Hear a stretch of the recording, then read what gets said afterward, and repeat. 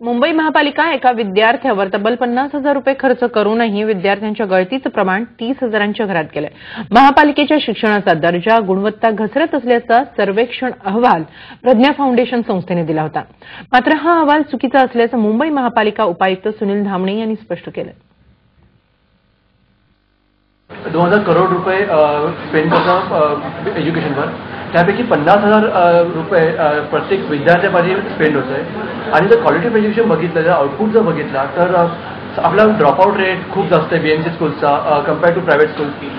Pass out rate खूप कमी आहे, अकाउंटेबिलिटी नाही आहे आणि त्यामुळे education system municipal education system खूप फ्लॉड आहे।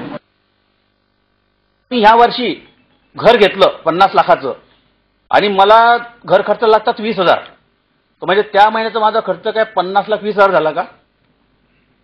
तसं नाहीये ते घर मला किती वर्ष चालणार आहे ना? 100 वर्ष चालणार आहे।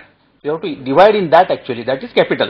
ह्या त्यांनी काय केलंय, ते मान्य जे कोणी आहे त्यांनी हे दोघेही एकत्र केले, नंबर ऑफ स्टुडंटले भागाकार केला आणि सांगितलं यांचा खर्च 50,000 आहे, विच इज नॉट करेक्ट।